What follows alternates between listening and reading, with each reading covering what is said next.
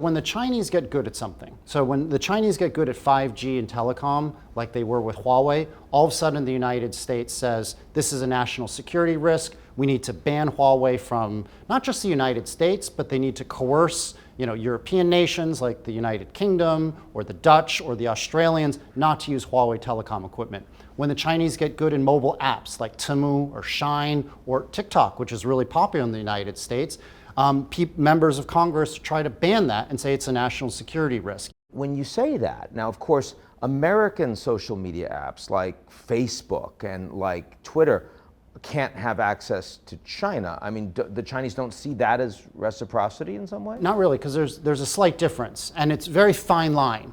But so Facebook and Twitter could have been allowed in China, is what the Chinese government says, if they followed Chinese government rules and house all of the data in China and allow the Chinese government access as needed. And so that's why LinkedIn, until very recently, was fully allowed in China and was very active. And actually, Microsoft made the decision to close LinkedIn in China.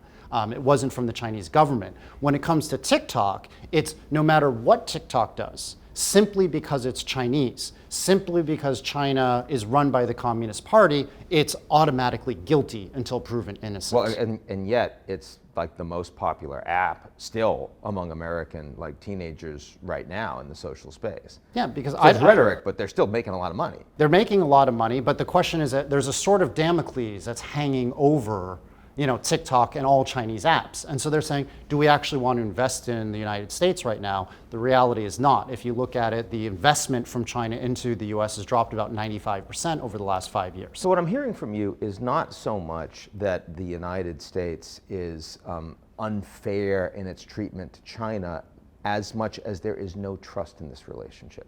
Because for everything you just said, the Americans would say that for them, the sword of Damocles is hanging over them because there's no, they don't have access to an independent judiciary, and Minsk Group would suddenly get, raided, or Bain would suddenly get raided, or they can suddenly be shut down. So, I mean, it feels to me like there's literally no trust in this relationship between the two most important economies of the world. Yeah, there's no trust and there's very little communication right now. So I think, over the last 5 years, you had a fraying of relations. There was a lack of people exchanges and just no trust starting from the Trump administration, but then it really went downhill under Biden.